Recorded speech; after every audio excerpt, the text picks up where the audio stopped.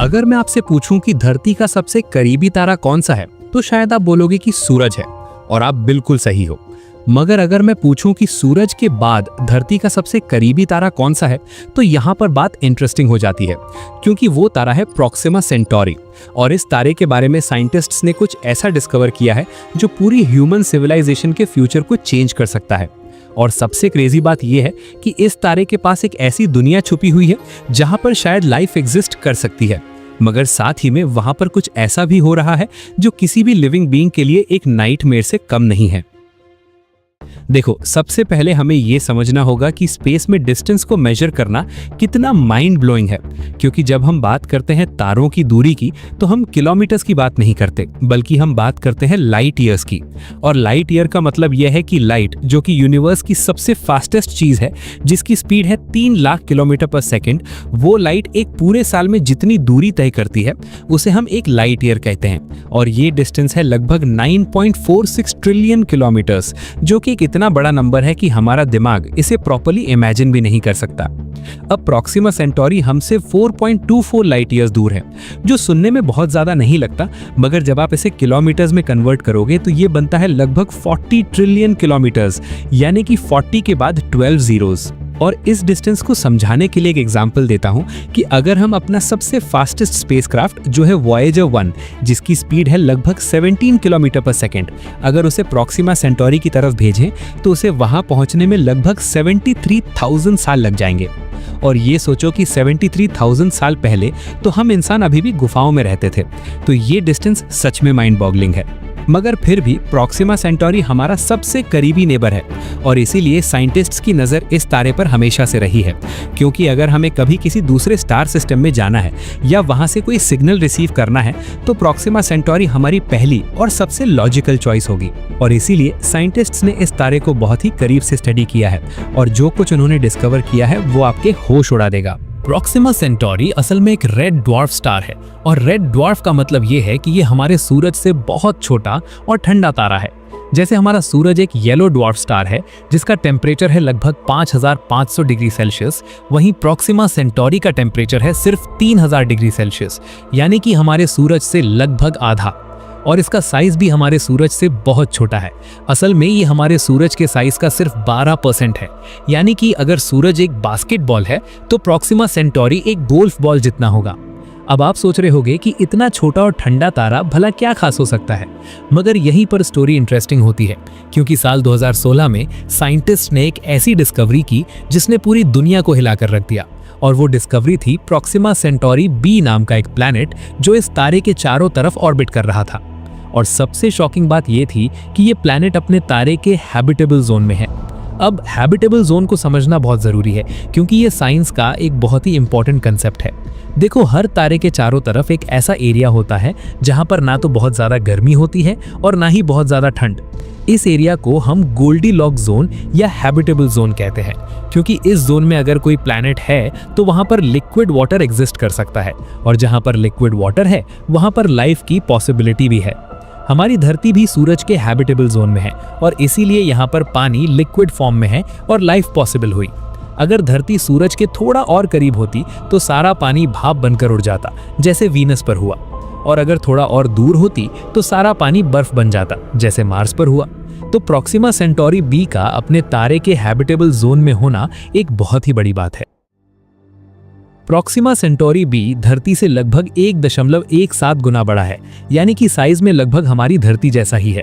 और ये अपने तारे का एक चक्कर सिर्फ 11.2 दिनों में पूरा कर लेता है, यानी कि वहां का एक साल सिर्फ 11 दिन का होता है। और ऐसा इसलिए है क्योंकि ये अपने तारे के बहुत करीब ऑर्बिट कर रहा है, सिर्फ 7.5 मिलियन किलोमीटर की दूरी पर, जो कि धरती और सूरज के बीच की दूरी का सिर्फ 5% है। अब आप सोच रहे होंगे कि इतना करीब होने के बावजूद ये प्लैनेट हैबिटेबल जोन में कैसे है? तो इसका जवाब है कि प्रोक्सिमा सेंटोरी एक बहुत ही ठंडा और कम ब्राइट तारा है। हमारे सूरज के कंपैरिजन में ये सिर्फ 0.0017% जितनी एनर्जी रिलीज करता है, यानी कि ये इतना डिम है कि धरती से नंगी आंखों से देखना भी पॉसिबल नहीं है। और इसीलिए इसके हैबिटेबल जोन में रहने के लिए प्लैनेट को इसके बहुत करीब होना जरूरी है। जब 2016 में इस प्लैनेट की डिस्कवरी हुई तो पूरी दुनिया में एक्साइटमेंट की लहर दौड़ गई, क्योंकि ये पहली बार था जब हमें अपने सबसे करीबी स्टार सिस्टम में एक पोटेंशियली हैबिटेबल प्लैनेट मिला था और साइंटिस्ट्स ने इस प्लैनेट को स्टडी करना शुरू किया और जो कुछ उन्होंने पाया वो एक साथ एक्साइटिंग भी था और टेरिफाइंग भी। देखो, प्रॉक्सिमा सेंटोरी बी के बारे में जो पहली इंटरेस्टिंग बात सामने आई वो ये थी कि ये प्लैनेट शायद टाइडली लॉक्ड है। और टाइडली लॉक्ड का मतलब ये है कि इस प्लैनेट का एक साइड हमेशा अपने तारे की तरफ फेस करता है और दूसरा साइड हमेशा अंधेरे में रहता है, बिल्कुल वैसे ही जैसे हमारा चांद धरती के साथ टाइडली लॉक्ड है और इसीलिए हम चांद का सिर्फ एक ही साइड देख पाते हैं। अब इसका मतलब ये है कि प्रॉक्सिमा सेंटोरी बी पर एक साइड हमेशा जलता हुआ होगा जहां पर परमानेंट दिन है और दूसरा साइड हमेशा बर्फीला और अंधेरा होगा जहां पर परमानेंट रात है। और अगर वहां पर कोई लाइफ है तो वो शायद इन दोनों के बीच के एरिया में हो सकती है जिसे टर्मिनेटर जोन कहते हैं, जहां पर ना बहुत गर्मी है और ना बहुत ठंड, बिल्कुल परमानेंट सनसेट या सनराइज जैसा नज़ारा। मगर यहाँ पर एक बड़ी प्रॉब्लम है और वो प्रॉब्लम है प्रॉक्सिमा सेंटोरी का बिहेवियर, क्योंकि ये तारा बहुत ही अनप्रेडिक्टेबल और डेंजरस है। देखो, रेड ड्वार्फ स्टार्स की एक खास बात होती है कि ये बहुत ही एक्टिव होते हैं मैग्नेटिकली और इसकी वजह से ये बहुत पावरफुल स्टेलर फ्लेयर्स रिलीज करते हैं और प्रॉक्सिमा सेंटोरी इसमें एक्सपर्ट है। स्टेलर फ्लेयर्स को समझने के लिए आप सोलर फ्लेयर्स को इमेजिन करो जो हमारे सूरज पर होते हैं और कभी कभी हमारी धरती पर भी इफेक्ट डालते हैं। जैसे 1859 में कैरिंगटन इवेंट हुआ था जिसने पूरी धरती के टेलीग्राफ सिस्टम को डैमेज कर दिया था। अब प्रॉक्सिमा सेंटोरी पर जो फ्लेयर्स होते हैं वो हमारे सूरज के फ्लेयर्स से कई गुना ज्यादा पावरफुल होते हैं। साल 2019 में साइंटिस्ट्स ने प्रॉक्सिमा सेंटोरी पर एक मैसिव स्टेलर फ्लेयर डिटेक्ट किया जो इतना पावरफुल था कि इसने इस तारे की ब्राइटनेस को सिर्फ कुछ सेकंड्स में 14,000 गुना बढ़ा दिया। और इस फ्लेयर ने प्रॉक्सिमा सेंटोरी बी को इतनी रेडिएशन से बॉम्बार्ड किया कि अगर वहां पर कोई एटमॉस्फेयर था तो शायद वो पूरा का पूरा स्ट्रिप हो गया होगा। और सबसे डरावनी बात यह है कि ऐसे फ्लेयर्स प्रॉक्सिमा सेंटोरी पर बहुत कॉमन है। साइंटिस्ट्स के हिसाब से इस तारे पर हर साल कई बड़े फ्लेयर्स होते हैं और कुछ छोटे फ्लेयर्स तो लगभग हर कुछ दिनों में होते रहते हैं। और क्योंकि प्रॉक्सिमा सेंटोरी बी अपने तारे के इतना करीब है, इसलिए ये फ्लेयर्स वहां पर बहुत ही डेवास्टेटिंग होते हैं। अब आप समझ सकते हो कि ये प्लैनेट एक साथ कितना प्रॉमिसिंग और कितना होस्टाइल है। एक तरफ ये हमारे सबसे करीबी स्टार सिस्टम में एक हैबिटेबल जोन प्लैनेट है जहां पर लिक्विड वाटर पॉसिबल है और दूसरी तरफ ये प्लैनेट लगातार डेडली रेडिएशन बॉम्बार्डमेंट झेल रहा है जो किसी भी लाइफ फॉर्म के लिए सर्वाइव करना एक्सट्रीमली डिफिकल्ट बना देता है। मगर साइंटिस्ट्स ने होप नहीं छोड़ी है क्योंकि हमें पता है कि लाइफ बहुत ही रेजिलिएंट होती है।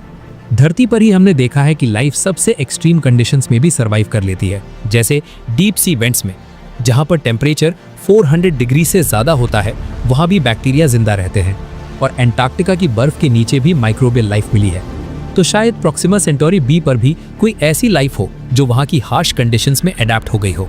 एक और पॉसिबिलिटी ये है कि अगर प्रॉक्सिमा सेंटोरी बी पर एक स्ट्रॉन्ग मैग्नेटिक फील्ड है तो वो शायद उस प्लैनेट को स्टेलर फ्लेयर्स की रेडिएशन से प्रोटेक्ट कर सकती है, बिल्कुल वैसे ही जैसे धरती की मैग्नेटिक फील्ड हमें सूरज के हार्मफुल रेडिएशन से बचाती है। और अगर वहां पर एक थिक एटमॉस्फेयर भी है तो वो भी एक extra layer of protection provide कर सकता है।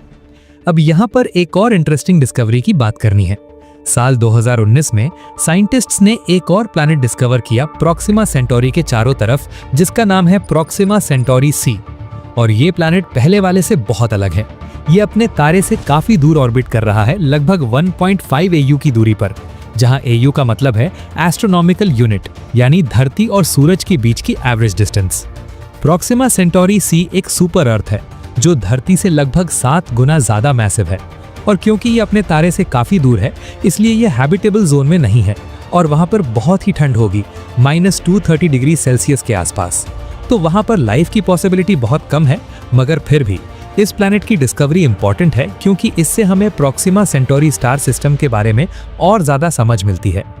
और हाल ही में 2020 में साइंटिस्ट्स ने एक और पॉसिबल प्लैनेट के सिग्नल्स डिटेक्ट किए हैं जिसे टेंटेटिवली प्रॉक्सिमा सेंटोरी डी कहा जा रहा है। और अगर ये कंफर्म हो गया तो ये मार्स से भी छोटा होगा और अपने तारे के बहुत करीब ऑर्बिट कर रहा होगा। तो बेसिकली प्रॉक्सिमा सेंटोरी एक पूरा मिनी सोलर सिस्टम है जो हमारे सबसे करीब है और इसीलिए ये हमारे लिए इतना स्पेशल है। अब बात करते हैं कि हम प्रॉक्सिमा सेंटोरी बी तक कैसे पहुंच सकते हैं, क्योंकि ये सवाल बहुत इंपॉर्टेंट है। देखो, जैसा मैंने पहले बताया कि हमारे करंट स्पेसक्राफ्ट से वहां पहुंचने में हजारों साल लग जाएंगे, जो कि प्रैक्टिकली इम्पॉसिबल है।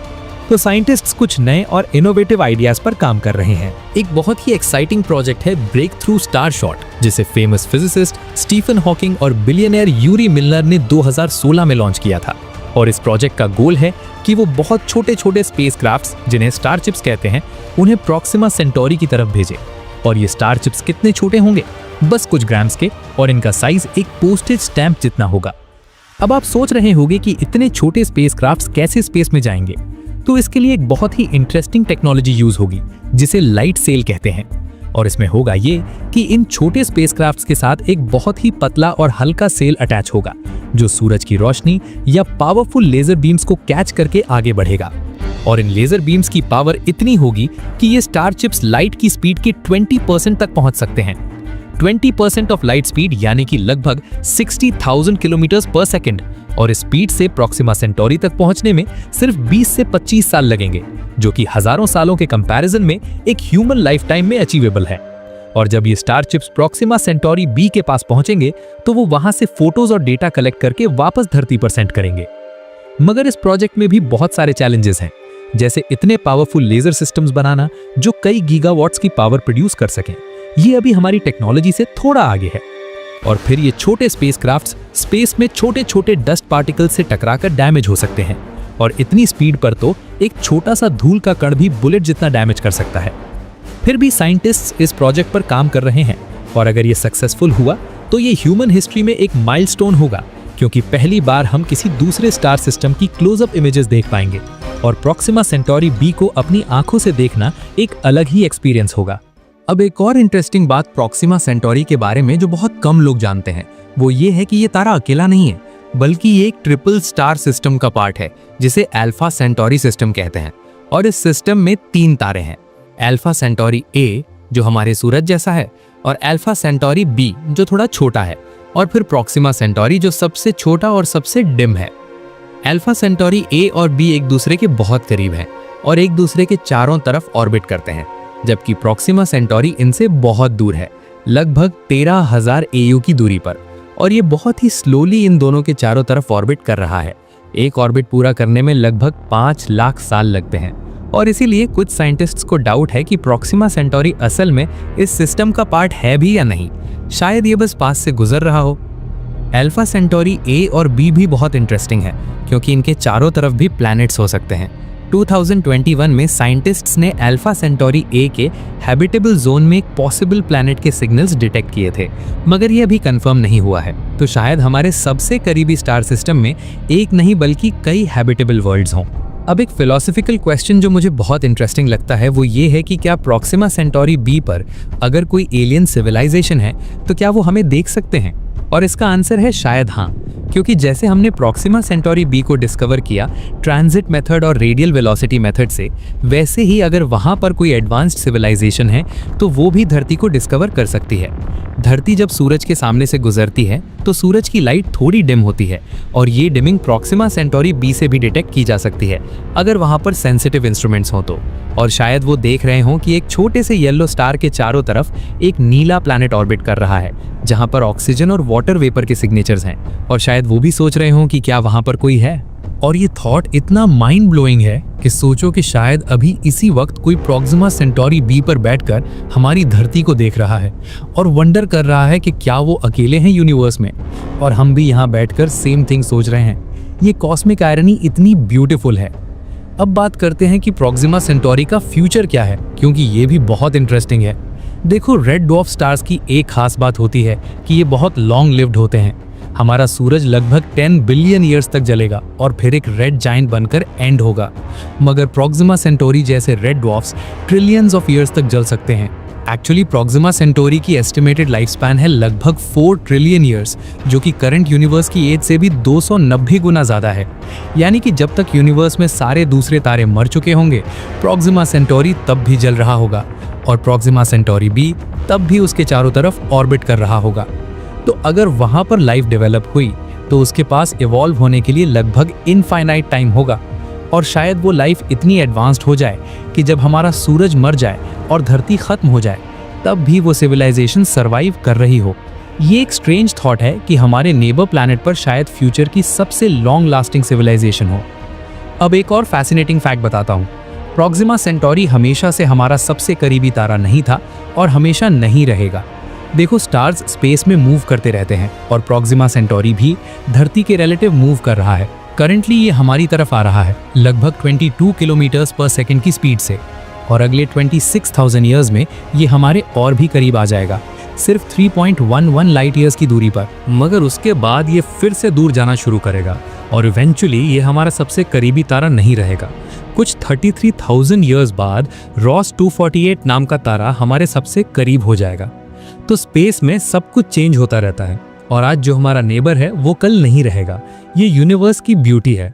अब फाइनली बात करते हैं कि प्रॉक्सिमा सेंटोरी और प्रॉक्सिमा सेंटोरी बी हमारे लिए इतने इंपॉर्टेंट क्यों हैं। देखो, ह्यूमन बीइंग्स हमेशा से एक्सप्लोरर्स रहे हैं। हम अफ्रीका से निकलकर पूरी धरती पर फैल गए। हमने समुद्र पार किए, पहाड़ चढ़े, स्काई में उड़े और स्पेस में भी पहुंच गए, और अब अगला स्टेप है स्टार्स तक पहुंचना। प्रॉक्सिमा सेंटोरी हमारा सबसे करीबी स्टेपिंग स्टोन है।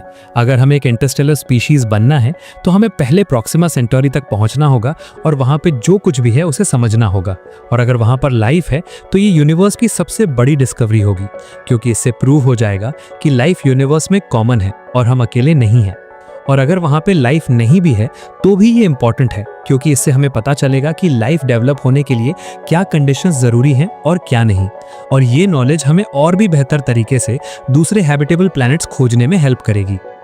प्रॉक्सिमा सेंटोरी बी एक मिस्ट्री है जो हमारे स्काई में लटकी हुई है, सिर्फ 4 लाइट ईयर्स दूर, इतना करीब कि हम लगभग छू सकते हैं।